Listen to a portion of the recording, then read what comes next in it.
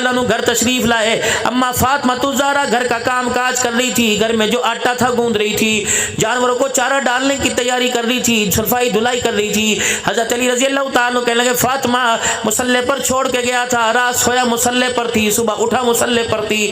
اے فاطمہ مجھے اتنی بھوک نہیں لگی, جانور بھی اتنا بھوکا کوئی نہیں, تھوڑی دیر آرام کر لے. اے میری فاطمہ جب دل چڑھے گا اس وقت ناشتہ بنا دینا. سیدہ فاطمہ الزہرا رضی اللہ تعالی عنہا حضرت علی رضی اللہ تعالی عنہ کی طرف دیکھ کے مسکرانے لگی. فرمایا علی اتنا بڑے دن چڑھنے کا دعویٰ کر دیا, بتا دن کس نے دیکھا؟ حضرت علی کی ذرا حیرانگی بڑی. سیدہ فاطمہ الزہرا رضی اللہ تعالی عنہا سے پوچھ لیں کہ تو کیا کہہ رہی ہے؟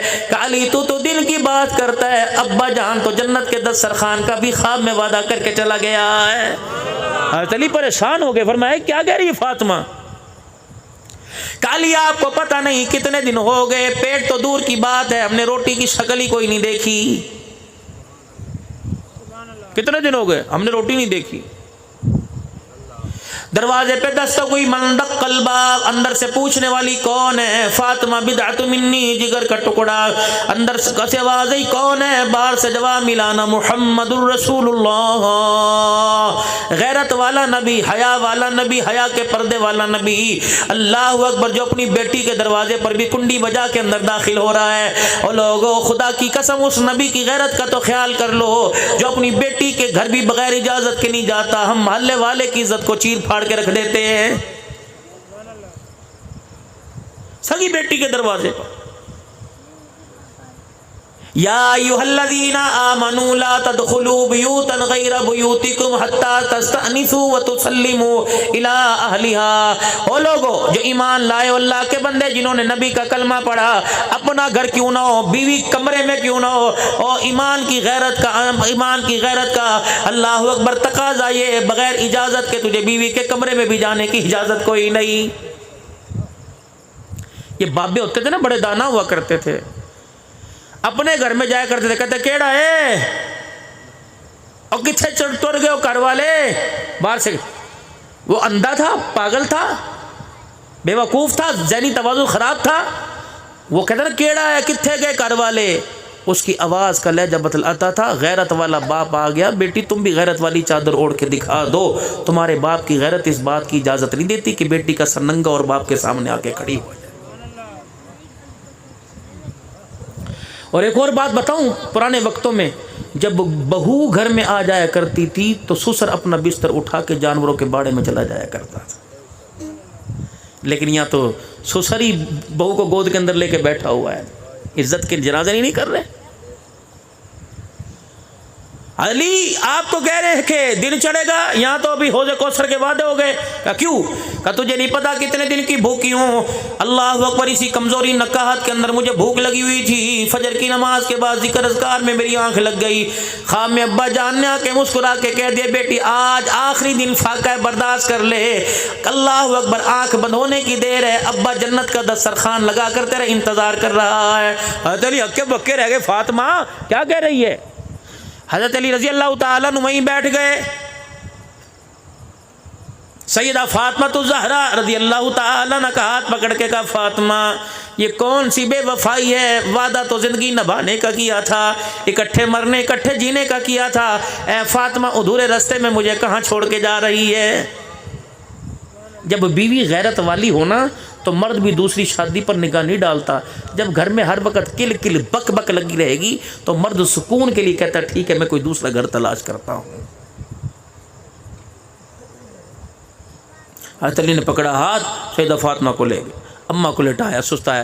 اوہ لگتا ہے سر پہ بوجھ پڑ گیا, ساری رات مصلے پہ کھڑی ہو کر آنکھیں بند کر تیرا بوجھ کم ہو. کنالی ابا آئے تھے, ابا نے چہرہ بھی دکھایا تھا اور کہا تھا آج آخری دن بھوکی رہ لے بیٹی, باپ نے روٹی کا اللہ سے انتظام کروا لیا. اچھا علی میرے پاس وقت کم ہے, میں آپ سے کچھ عرض کرنا چاہتی ہوں. کیا؟ 3 باتیں. کیا؟ فرمایا علی ذرا اپنا ہاتھ میرے ہاتھ میں دینا, آج وہی بات کروں گی جو میری ماں خدیجہ الکبریٰ نے میرے ابے محمد مصطفیٰ سے کی تھی, میں وہی بات کروں گی آپ سے. واہ خدیجہ تیرے کیا کہنے ہیں, سنا دو 5 منٹ اماں خدیجہ کو, سنا دو 5 منٹ اماں خدیجہ. تھی تو 65 سال کی بڑھیا لیکن دانا بہت تھی, عقل مند بڑی تھی. اللہ، اتنا پیسہ! اسلام کی ملکہ، مکے کی سب سے بڑی تاجروں میں امیر تاجرہ، سب سے بڑا زیادہ پیسہ سیدہ خدیجہ کے پاس تھا۔ ہائے، جب جنازہ اٹھا مائی خدیجہ کا تو میلے کپڑوں کے اندر جنازہ اٹھا رہا تھا۔ یہ کون؟ خدیجہ الکبریٰ رضی اللہ تعالیٰ عنہ، سرکار مدینہ روح قلب و سینہ صلی اللہ تعالیٰ علیہ وسلم گھر تشریف لے کے آئے اور یوں ہاتھ پھیلا کے علماء نے لکھا کھڑے ہو گئے، ماں باپ قربان سوڑے، آج پھر کسی نے کچھ کہہ دیا؟ فرمایا نہ خدیجہ، مجھے تیرے سے گلا ہے۔ آپ نے فرمایا اللہ کے عرض کی اللہ کے نبی میرے سے کیا گلا؟ فرمایا خدیجہ، اللہ کا رسول اور دنیا کا مال و متاع ایک گھر میں اکٹھا نہیں رہ سکتا۔ دو ہاتھ پھیلائے، فرمایا ایک ہاتھ میں دنیا کا مال و متاع ہے، دوسرے ہاتھ میں اللہ کا رسول ہے۔ خدیجہ ابھی تجھے فیصلہ کرنا پڑے گا۔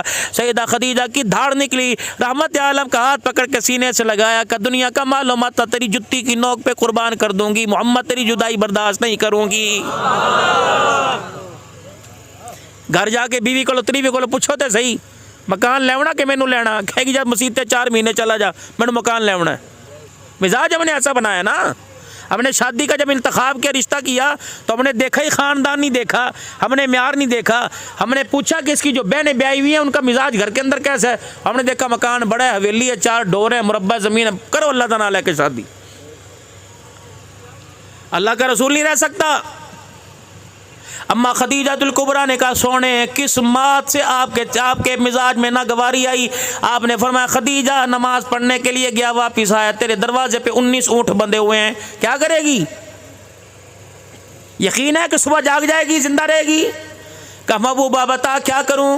اللہ کے نبی خاموش۔ اما خدیجہ نے اپنے غلام میسرہ کو بلایا، فرمایا کھونٹوں سے 19 اونٹوں کی رسی کھول دے اور گردن پر رسی ڈال دے، میں یہ بھی نہیں پوچھوں گی میں نے کس کے گھر بھیجنا ہے۔ خدیجہ کا اثار جانے، مال جانے یا خدا جانے، آج کے بعد خدیجہ ان اونٹوں کا ذکر بھی زبان پہ نہیں لائے گی۔ سونے ہن خوش ہو؟ آپ نے کہا نہیں خدیجہ، نماز سے پہلے جس جگہ میں بیٹھا تھا وہاں تیرا سرانہ پڑا ہوا تھا، اس تکیے کے نیچے میں نے جھانک کے دیکھا 40,000 درہم پڑے ہوئے تھے۔ اے خدیجہ، 98 کی امید کوئی نہیں، 40,000 رکھ کے بیٹھی ہے۔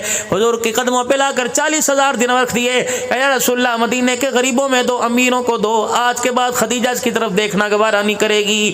40,000 چلے گئے، خدا کے محبوب کی آنکھوں میں آنسو آ گئے۔ اما خدیجہ الکبریٰ کہنے لگی سونے ایک دفعہ میری طرف دیکھو تو صحیح۔ رحمت والے نبی نے سیدہ خدیجہ کی طرف دیکھا، اما اپنے گریبان میں ہاتھ ڈال کے بیٹھی ہوئی ہے کہ کملی والے ایک کرتا، ایک شلوار، ایک دوپٹہ باقی رہ گیا، اگر آپ بھی ناراض ہو تو مجھے بتاؤ یہ بھی میں کہاں دے دوں؟ کملی والے خدیجہ انہیں بھی اللہ کے راستے میں دے دے گی۔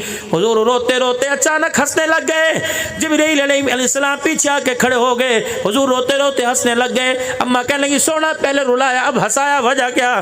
فرمایا پہلے خدیجہ اس ڈر سے رو رہا تھا کہ محمد کے گھرانے کو قیامت کے دن حساب نہ دینا پڑ جائے، ہنسا اس وجہ سے کہ تو نے جتی تک اتار کے اللہ کے راستے میں دے دی، دیکھ جبرائیل تیرے پر خدا کا سلام لے کے آ گیا۔ یہ سیرت کہاں تلاش کروں؟ اہل تشیعوں میں تلاش کروں، دیوبندیوں میں تلاش کروں، اہل حدیثوں میں تلاش کروں، بریلیوں کہاں سیرت تلاش کروں؟ دکھاؤ مجھے سیرت۔